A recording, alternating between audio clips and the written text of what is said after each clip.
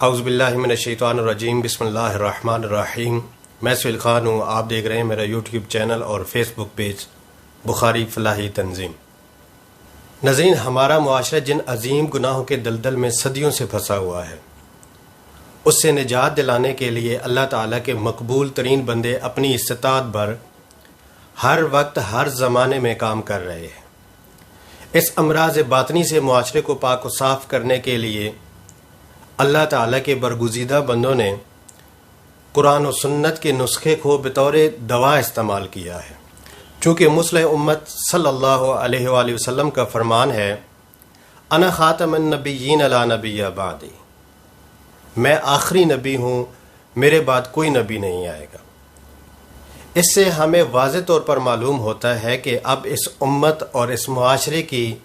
اصلاح کی ذمہ داری وقت کے علماء کرام اور اولیاء کرام کے کندھوں پر ہے۔ مگر اب جب ہمارے معاشرے میں آزاد خیالی، فکری رداد،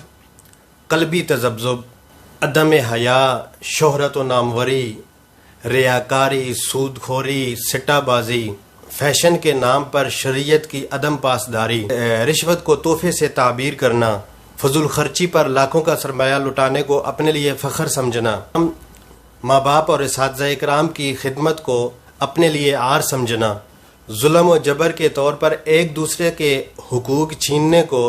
طاقت و قوت سمجھنا، الغرض ان جیسی ہزار برائیاں ہمارے معاشرے میں زور و شور پر ہیں۔ اب ایسے حالات میں ہماری سوسائٹی کے لوگ مفسد عناصر کا کیچڑ ایک دوسرے کے اوپر پھینکنے میں لگے ہوئے ہیں۔ کوئی بیڑا غرق کرنے کا انجام شعراء و خطباء کے اوپر ڈالتا ہے، کوئی بیڑا غرق کرنے کا انجام شعراء و خطباء کو بتاتا ہے، تو کوئی پیران عظام اور خانقاہوں کے سجادگان کو ٹھہراتا ہے، کوئی مساجد کے ائمہ کے سر تھونپتا ہے، تو کوئی مدارس و مکاتب کے صدر المرسلین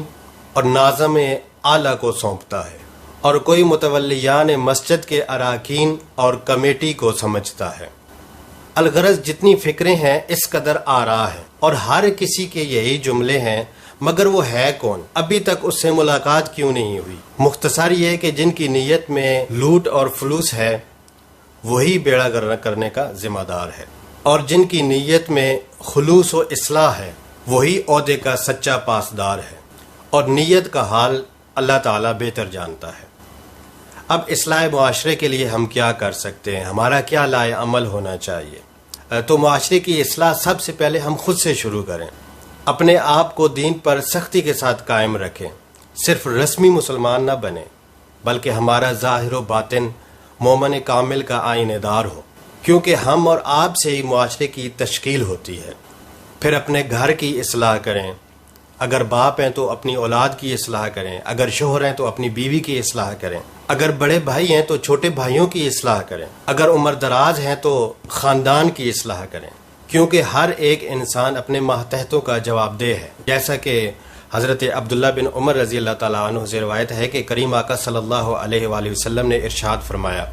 میں ترجمہ پڑھ دیتا ہوں، یعنی تم میں سے ہر کوئی حاکم ہے اور ہر ایک سے اپنے ماتحت کے متعلق سوال کیا جائے گا، لہذا ہر ایک بندہ مسلم اپنی ذمہ داریوں کا احساس کرے، اپنی ذمہ داریوں کو اچھی طرح نبھائے اور ہر ایک کی اصلاح کرنے کی کوشش کرے۔ اللہ تعالی ہم سب کو آپس میں اتحاد اتفاق دے، اور نبی کریم صلی اللہ علیہ وآلہ وسلم نے جس طرح معاشرے کی اصلاح کی اسی راہ پر چلنے کی توفیق عطا فرمائے۔